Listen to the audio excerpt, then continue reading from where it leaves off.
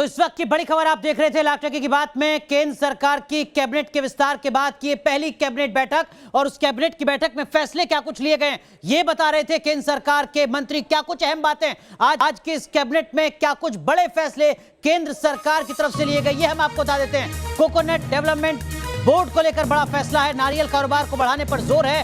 News nation के सवाल पर स्वास्थ्य मंत्री ने जवाब दिया है। पूछा उनसे कि तीसरी लहर को काबू में पाने के लिए कदम क्या कुछ उठाए जा रहे हैं। इमरजेंसी कोविड रेस्पॉन्स के लिए 23,000 करोड़ रुपए के पैकेज का ऐलान किया गया है। बच्चों को कोविड से बचाना पहली प्राथमिकता, केंद्रीय स्वास्थ्य मंत्री का बयान। न्यूज नेशन के सवाल के जवाब में हर जिले में 10,000 लीटर ऑक्सीजन का स्टोरेज किया जाएगा, ये जानकारी भी दी है।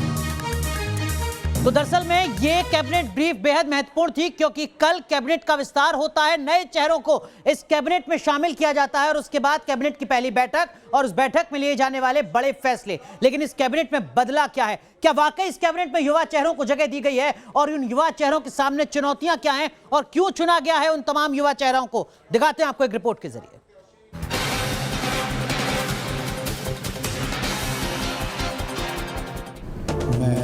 अनुराग सिंह ठाकुर, ज्योतिरादित्य माधवराव सिंधिया ईश्वर की शपथ लेता हूँ।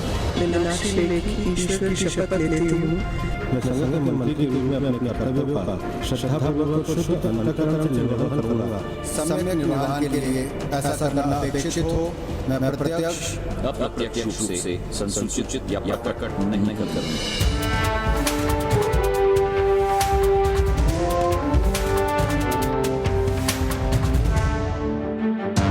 टीम मोदी में यंगिस्तान को कमान। मैं भारत की प्रभुता और अखंडता अक्षुण्ण रखूंगा। यही वो चेहरे हैं जिनके कंधों पर विकास की नई तस्वीर पेश करने की जिम्मेदारी सौंपी गई है। उन चेहरों पर भरोसा जो परफॉर्मेंस पर विश्वास करते हैं। युवा ब्रिगेड जिन्हें न्यू इंडिया की उड़ान को ऊंचाई देने की अहम जिम्मेदारी है, जो क्रिएटिव सोच के जरिए देश के विकास को नई दिशा देंगे। अब तक का सबसे यंगेस्ट मंत्रिमंडल। मोदी मंत्रिमंडल में जो फेरबदल हुआ, उसके बाद इसे सबसे युवा मंत्रिमंडल बताया जा रहा है। केंद्रीय मंत्रिपरिषद में औसत उम्र 61 से घटकर 58 साल हो गई है। वैसे मोदी 2.0 में सबसे युवा चेहरा निशीथ प्रमाणिक का है। 35 साल के निशीथ प्रमाणिक पश्चिम बंगाल के कूच बिहार से सांसद हैं। उन्हें गृह मंत्रालय में राज्य मंत्री का प्रभार दिया गया है। मोदी मंत्रिमंडल में युवा मंत्रियों की लिस्ट लंबी है। लाख टके की बात की स्पेशल सेगमेंट में हम एक एक कर युवा और अहम मंत्रालयों की जिम्मेदारी संभालने वाले मंत्रियों की बात करेंगे। आप बने रहिए न्यूज नेशन के साथ। तो अब से थोड़ी देर पहले कैबिनेट ब्रीफ में जो चेहरा आपको सबसे पहले नजर आया वो था अनुराग ठाकुर का। देश के सूचना प्रसारण मंत्री, युवा नेता भारतीय जनता पार्टी के, जिनको बड़ी जिम्मेदारी मिली है। वैसे अनुराग ठाकुर सिर्फ अकेले नहीं है, एक और नाम जो भारतीय जनता पार्टी की तरफ से कैबिनेट में पहुंचा है, युवा चेहरा ज्योतिरादित्य सिंधिया का। मैं ज्योतिरादित्य माधवराव सिंधिया, मैं अनुराग सिंह ठाकुर हिंदुस्तान की युवा शक्ति को सलाम कि मैं विधि द्वारा स्थापित भारत के संविधान के प्रति सच्ची श्रद्धा और निष्ठा रखूंगा। टीम मोदी के 2.0 का मूल मंत्र यही है, युवाओं की असीमित ऊर्जा का इस्तेमाल कर न्यू इंडिया के सपनों को साकार करो। कैबिनेट विस्तार में जिस चेहरे का शामिल होना तय माना जा रहा था, उसमें ज्योतिरादित्य सिंधिया भी थे। बीजेपी में आने के बाद ज्योतिरादित्य सिंधिया को 17 महीनों का इंतजार करना पड़ा। इंतजार का फल मीठा होता है। ज्योतिरादित्य सिंधिया को मिली नई जिम्मेदारी से इसका एहसास हो गया। ज्योतिरादित्य को कैबिनेट मंत्री बनाया गया। नागरिक उड्डयन मंत्री हैं ज्योतिरादित्य सिंधिया। नागरिक उड्डयन मंत्रालय ज्योतिरादित्य सिंधिया के लिए कितना अहम है, इसका अंदाजा उनकी बुआ और एमपी की शिवराज सरकार में मंत्री यशोधरा राजे सिंधिया के ट्वीट से अंदाजा लगाया जा सकता है। यशोधरा राजे ने ट्वीट किया, जिस पद पर भरी दादा ने उड़ान, उसी पद पर हुए ज्योतिरादित्य विराजमान। यशोधरा राजे सिंधिया के दादा यानी ज्योतिरादित्य सिंधिया के पिता और पूर्व केंद्रीय मंत्री स्वर्गीय माधवराव सिंधिया। 1991 में पीवी नरसिम्हा राव की सरकार में माधवराव को नागरिक उड्डयन मंत्री बनाया गया था। अब ज्योतिरादित्य सिंधिया को जिम्मेदारी मिली है और मंत्रालय के कायापलट का वादा कर रहे हैं। जो जिम्मेदारी मुझे दी गई है प्रधानमंत्री नरेंद्र मोदी जी के द्वारा, हमारे पार्टी के अध्यक्ष जेपी नड्डा जी के द्वारा, हमारे गृह मंत्री अमित शाह जी के द्वारा उस जिम्मेदारी का पूर्ण निष्ठा, मेहनत और क्षमता के साथ निर्वाह करना, ये मेरा उद्देश्य है। पिछले 20 सालों का अनुभव, उसके आधार पर उनकी अपेक्षाओं पर मैं खड़े उतर पाऊँ, यही मेरा एक सपना है। मोदी मंत्रिमंडल में अपने परफॉर्मेंस के दम पर जिस युवा चेहरे ने अपनी खास पहचान बनाई, उसमें सबसे ऊपर नाम अनुराग ठाकुर का है। अनुराग ठाकुर वित्त राज्य मंत्री थे, लेकिन उनका प्रमोशन कर कैबिनेट मंत्री का दर्जा दिया गया। शपथ लेता हूं। सूचना प्रसारण मंत्री बने हैं अनुराग ठाकुर। उन्होंने कद्दावर नेता प्रकाश जावड़ेकर की जगह ली है। अनुराग ठाकुर को सियासत विरासत में मिली है। अपने प्रदर्शन की बदौलत अनुराग ठाकुर परिवारवाद की छाया मिटाकर आगे बढ़ रहे हैं। कैबिनेट मंत्रालय उन्हें कड़ी मेहनत के तौर पर इनाम में मिला है। अनुराग ठाकुर ने अपना कामकाज संभाल लिया है।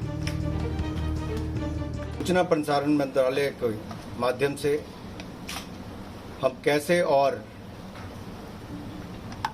जन जन तक पहुंच पाए और क्या क्या काम जो पीछे मुझसे पूर्व बहुत बड़े लोगों ने यहाँ पर किए हैं, उनको मैं भी आगे बढ़ा पाऊँ।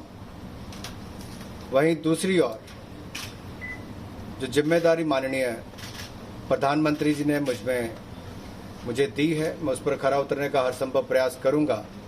जो विश्वास व्यक्त किया है उस पर खरा उतरने का प्रयास करूंगा। ज्योतिरादित्य सिंधिया और अनुराग ठाकुर दोनों युवा हैं। काम के जरिए अपनी अलग पहचान बनाने में भरोसा रखते हैं। सियासी परिवार से ताल्लुक होने के बावजूद दोनों ने अपनी मेहनत से मुकाम हासिल किया है। मंत्री के रूप में दोनों को मेहनत का फल मिला है। देश को भरोसा है, दोनों युवा मंत्री अपने मंत्रालयों को नई ऊर्जा देंगे। Team news nation. Modi cabinet में या यंगिस्तान में अगला चेहरा वो जिन्होंने अपने दम पर, अपनी मेहनत के दम पर सियासत में अपना मुकाम हासिल किया है। बात भूपेंद्र यादव की, भारतीय जनता पार्टी का बड़ा चेहरा, युवा चेहरा, जिन्होंने संगठन में खुद को साबित किया। और अब बात कैबिनेट की है।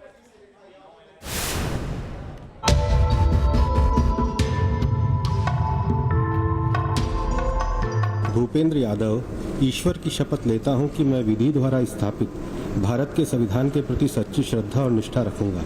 भूपेंद्र यादव, प्रधानमंत्री मोदी की टीम का वो दमदार युवा चेहरा जिसकी शख्सियत के दो पहलू हैं, एक काबिलियत और दूसरा पार्टी और संगठन के लिए गजब की निष्ठा। पर्यावरण और श्रम मंत्री का पद संभालने वाले भूपेंद्र यादव का बचपन अजमेर में बीता, लेकिन मूल रूप से वो हरियाणा के जमालपुर गांव से ताल्लुक रखते हैं, जो मानेसर के पास है। प्रधानमंत्री जी ने जो जिम्मेदारी मुझको कैबिनेट मंत्री के रूप में दी और जो उन्होंने भरोसा देकर के ये जिम्मेदारी और दायित्व दिया है, निश्चित रूप से मैं उसको पूरा गंभीरता से निभाने का प्रयत्न करूँगा। अभी मैं मंत्रालय के सब अधिकारियों से मिलने के बाद अपने दायित्व को जो उन्होंने सौंपा पूरी गंभीरता से निभाऊंगा। पेशे से वकील रहे भूपेंद्र यादव आज बीजेपी के सबसे कद्दावर नेताओं में से एक हैं। उन्हें बीजेपी का ट्रबल शूटर माना जाता है। बात चाहे बिहार जिताने की हो या फिर हैदराबाद के लिए बनाई भूपेंद्र यादव की रणनीति की, हर बार सफलता ने उनके कदम चूमे। आज भूपेंद्र यादव बीजेपी हाईकमान के सबसे भरोसेमंद लोगों में से एक हैं। उन्हें मंत्री पद मिलने से देश के बड़े यादव समाज को भी साधने में केंद्र को बड़ी मदद मिलेगी। मेरे विचार के लिए लाया जाएगा अथवा मुझे ज्ञात होगा उसे किसी व्यक्ति या व्यक्तियों को तब के सिवाय जबकि ऐसे मंत्री के रूप में अपने कर्तव्यों के सम्यक निर्वहन के लिए ऐसा करना अपेक्षित हो, मैं प्रत्यक्ष अथवा अप्रत्यक्ष रूप से संसूचित या प्रकट नहीं करूंगा। शोर शराबे और मीडिया की चमक दमक से दूर रहने वाले भूपेंद्र यादव न सिर्फ कानून की गहरी समझ रखते हैं, बल्कि वो चुनावी रणनीति बनाने में भी माहिर माने जाते हैं। समाज सेवा के जज्बे के साथ कभी आरएसएस से जुड़े भूपेंद्र यादव आज कई संसदीय कमेटियों के अध्यक्ष भी हैं। समाज सेवा को अपनी जिम्मेदारी मानने वाले भूपेंद्र यादव को आखिरकार उनके परिश्रम का परिणाम कैबिनेट मंत्री की कुर्सी के तौर पर मिला। Team news nation. अगली खबर उन दो चेहरों से जुड़ी है जिनका केंद्रीय मंत्रिमंडल में प्रमोशन हुआ है और बेहद अहम जिम्मेदारी दी गई है। मैं मनसुख मांडविया रिजिजू ईश्वर की शपथ लेता हूं कि मैं विधि द्वारा ऐसी युवा शख्सियत जिसकी मौजूदगी केंद्रीय मंत्रिमंडल में बेहद अहम है। रखूंगा। मैं बीजेपी के उत्तर पूर्व का चेहरा मोदी 2.0 के विस्तार की खास बात किरण रिजिजू का प्रमोशन भी है। काम के बदौलत किरण रिजिजू का प्रमोशन। किरण रिजिजू के पास युवा मामलों और खेल का मंत्रालय का स्वतंत्र प्रभार था। इसके अलावा वो अल्पसंख्यक मामलों के भी राज्य मंत्री थे। माना जाता है कि उनके मंत्रालय का प्रदर्शन बेहतर है और उनका मंत्रालय प्रधानमंत्री मोदी के दिल के भी करीब है। कोरोना काल में भी खेल मामलों से जुड़ी गतिविधियां जिस तरह से जारी रहीं और नॉर्थ ईस्ट को लगातार प्रतिनिधित्व मिलता रहा, इससे रिजिजू के लिए प्लस पॉइंट माना गया। अब किरण रिजिजू को बेहद अहम जिम्मेदारी दी गई है।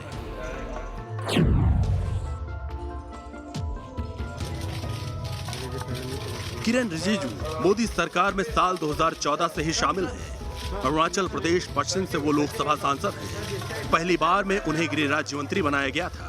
दूसरी बार में उन्हें स्वतंत्र प्रभार की जिम्मेदारी दी गई। तीसरी बार उन्हें कैबिनेट मंत्री का दर्जा मिला है। अपने काम के बदौलत किरण रिजिजू अपनी अलग पहचान बना चुके हैं। कानून मंत्री के रूप में भी उन्होंने कार्यभार संभाल लिया है। हर मंत्रालय और हर पद का अपना एक गरिमा होता है, अपना एक उसका अस्तित्व होता है। इस देश का हर कानून मंत्री का मुझे जिम्मेदारी मिलता है तो उसका अपना एक उसका मेरे सामने में एक चुनौती है कि आदरणीय प्रधानमंत्री जी ने जो भरोसा जताया उस पर खरा उतरना और देश के लोगों के अपेक्षा है, आकांक्षाएं हैं, उसको पूरा करने के लिए हमको बहुत मेहनत करना पड़ेगा। और जब आदमी दिल लगा के काम करेगा तो मैं मानता हूं कि अच्छा रिजल्ट आ सकते हैं।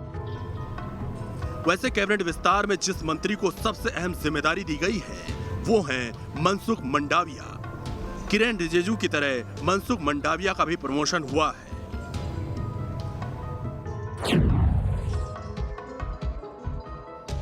मंडाविया को डॉक्टर हर्षवर्धन की जगह भारत का नया स्वास्थ्य मंत्री बनाया गया। मंडाविया का पोर्टफोलियो ज्यादा महत्व इसलिए रखता है क्योंकि देश में कोरोना वायरस महामारी के बीच में उन्हें स्वास्थ्य मंत्रालय की जिम्मेदारी मिली है। पूजा अर्चना के बाद उन्होंने पदभार ग्रहण किया। गुजरात के सौराष्ट्र क्षेत्र से बीजेपी नेता मनसुख मंडाविया 2016 से केंद्र में नरेंद्र मोदी सरकार में अब पीएम मोदी ने उन्हें स्वास्थ्य मंत्रालय जैसे अहम पद की जिम्मेदारी सौंपी है। मनसुख मंडाविया के सामने पीएम मोदी के भरोसे पर खरा उतरने की चुनौती है। राज्य मंत्री और स्वतंत्र प्रभार वाले मंत्री के तौर पर उनके काम को सराहा गया है। अब कैबिनेट मंत्री के तौर पर उन्हें अपनी पहचान बनानी है। Team news nation. अब बात करते हैं मीनाक्षी लेखी और अश्विनी वैष्णव की, जिन्हें पहली बार मंत्री पद की जिम्मेदारी मिली है। क्यों ये जिम्मेदारी अहम है और क्यों इन चेहरों को चुना गया है, बताते हैं आपको। मैं मीनाक्षी लेखी ईश्वर की शपथ लेती हूँ। टीम मोदी 2.0 में जो चेहरा आदि आबादी की नुमाइंदगी कर रहा है वो है मीनाक्षी लेखी का। नई दिल्ली लोकसभा क्षेत्र से लगातार 2 बार यूपीए सरकार में मंत्री रहे अजय माकन को हराकर संसद पहुंचने वाली मीनाक्षी लेखी का बीते 8 साल में संसद में शानदार रिकॉर्ड रहा है। से निर्वहन करूंगी। मीनाक्षी लेखी की खूबी यह है कि संसद से लेकर राजनीतिक गलियारे में पार्टी और केंद्र सरकार का पक्ष जोरदार तरीके से रखती आई है। लोकसभा चुनाव से पहले राफेल को लेकर कांग्रेस नेता राहुल गांधी ने पीएम मोदी के खिलाफ आपत्तिजनक टिप्पणी की थी। इसके विरोध में मीनाक्षी लेखी ने सुप्रीम कोर्ट में याचिका डाली थी और राहुल गांधी को माफी मांगनी पड़ी थी। पहली बार सांसद बनने के बाद मीनाक्षी लेखी ने प्रधानमंत्री निवास का नाम बदलने का प्रस्ताव दिया था। उनके इस प्रस्ताव को स्वीकार कर लिया गया और 7 रेसकोर्स का नाम 7 लोक कल्याण मार्ग हो गया। इसके अलावा औरंगजेब रोड का नाम बदलकर एपीजे अब्दुल कलाम रोड करने में भी लेखी ने अहम भूमिका निभाई थी। अब विदेश राज्य मंत्री के रूप में मीनाक्षी लेखी से काफी उम्मीदें हैं। काम सौंपा है सरकार ने हम पर विश्वास करके वो हम सभी लोग बहुत ईमानदारी से पूरा करेंगे। प्रधानमंत्री जी का जो इंस्पिरेशनल नेतृत्व है और मार्गदर्शन है, उसी के तहत जो भी आदेश निर्देश होगा उस पर काम किया जाएगा। मैं दिल्ली वासियों को धन्यवाद देना चाहती हूँ कि उनके आशीर्वाद से मैं यहाँ हूँ और उन्हीं की नुमाइंदगी कर रही हूँ। मैं अश्विनी वैष्णव ईश्वर की शपथ लेता हूँ कि मैं विधि द्वारा स्थापित भारत के संविधान के प्रति सच्ची श्रद्धा और निष्ठा रखूंगा। मैं भारत की प्रभुता। मंत्रिमंडल विस्तार में अश्विनी वैष्णव का नाम सबसे अहम रहा। पूर्व नौकरशाह अश्विनी वैष्णव को पीएम मोदी ने रेल और सूचना प्रौद्योगिकी जैसे अहम मंत्रालय देना उनके भरोसे की गवाही देता। अश्विनी वैष्णव ने ये भरोसा बरसों काम करके कमाया है। अश्विनी वैष्णव, जिन्हें मोदी ने कैबिनेट मंत्री बनाया, वो अटल बिहारी वाजपेयी के दौर में भी काम कर चुके हैं। मूल रूप से राजस्थान के जोधपुर के रहने वाले उड़ीसा कैडर के आईएएस अधिकारी रह चुके हैं। शपथ लेता हूँ। माननीय प्रधानमंत्री जी को मैं बहुत धन्यवाद देता हूँ। उन्होंने इतना बड़ा आशीर्वाद दिया है, इतनी बड़ी अपॉर्चुनिटी दी है देश की सेवा करने की। इसके लिए उनका मैं बहुत आभारी हूँ, बहुत शुक्रगुजार हूँ। इससे बड़ी अपॉर्चुनिटी मेरे क्षमता से जितना काम होगा उतना मैं करूँगा। संसूचित प्रशासनिक सेवा में रहते हुए अश्विनी वैष्णव ने बालेश्वर और कटक जिले के कलेक्टर की जिम्मेदारी निभाई। साल 1999 में आए भीषण चक्रवात के वक्त उन्होंने बतौर नौकरशाह अपनी काबिलियत का परिचय दिया। अब उन्हें भारतीय रेल और देश की सूचना प्रौद्योगिकी की तस्वीर बदलने की जिम्मेदारी निभानी है। Team news nation. चलिए इस वक्त की बड़ी खबर आपको बता दें। दरअसल में इस वक्त की दो बड़ी खबर है। प्रधानमंत्री मंत्रिमंडल के साथ अपनी बैठक की शुरुआत कर चुके हैं। कोरोना के चलते वर्चुअल बैठक हो रही है। पीएम के साथ मंत्रिमंडल की बैठक की शुरुआत हो चुकी है। शाम 7 बजे का वक्त था जब प्रधानमंत्री की अध्यक्षता में ये बैठक की शुरुआत हो रही थी। बैठक शुरू हो चुकी है। एक और बड़ी खबर इस वक्त की हम आपको बता दें, वो ये कि इससे पहले कैबिनेट में जो अहम फैसले लिए गए हैं उसमें क्या कुछ बातें सामने आई हैं वो भी हम आपको बता दें। सरकार किसान की मंडियों को मजबूत करेगी, ये बात नरेंद्र तोमर ने कही है आज कैबिनेट के विस्तार के बाद अपनी पहले प्रेस ब्रीफ में। किसान सरकार की पहली प्राथमिकता है। हमारे सहयोगी मधुरेंद्र कुमार हमारे साथ जुड़ रहे हैं जो इस कैबिनेट ब्रीफ को कवर कर रहे थे। मधुरेंद्र, इस कैबिनेट में क्या कुछ बड़ा फैसला, क्या कुछ अहम बात? देखिए, कैबिनेट सफल के बाद पहली कैबिनेट की बैठक और दो महत्वपूर्ण फैसले। पहला महत्वपूर्ण फैसला है जो कि कोविड से लड़ाई को लेकर है और इस फैसले के तहत सरकार ने बताया कि 23,000 करोड़ का इमरजेंसी फंड जो है वो सरकार देने जा रही है, जिससे केंद्र और राज्य दोनों मिलकर इंफ्रास्ट्रक्चर तैयार करेंगे। हर जिले में ऑक्सीजन की आपूर्ति बेहतर हो और जाहिर तौर पर जो बेड है, इमरजेंसी बेड है, वो ज्यादा से ज्यादा जो हो, ताकि सेकेंड वेव में जो दिक्कतें आई थी वो थर्ड वेव में ना आए। इसके अलावा किसानों को बड़ा भरोसा सरकार ने 1 लाख करोड़ के पैकेज के जरिए देने की कोशिश की है और ये बताया है कि जो मंडियां हैं वो खत्म नहीं होंगी। कृषि कानून के जरिए किसान और मजबूत होंगे और इस 1 लाख करोड़ के जरिए एपीएमसी को और मजबूत किया जाएगा, यानी मंडियों को और मजबूत किया जाएगा। चलिए, तो बड़ा फैसला केंद्र सरकार की तरफ से अपने पहले कैबिनेट विस्तार की ब्रीफ के बाद। बहुत बहुत शुक्रिया मधुरेंद्र आपका जुड़ने के लिए। यहाँ पर रुक रहे एक छोटे से ब्रेक के लिए। लाख टके की बात जारी है, लेकिन ब्रेक पर जाने से पहले इस वक्त की खास खबरें।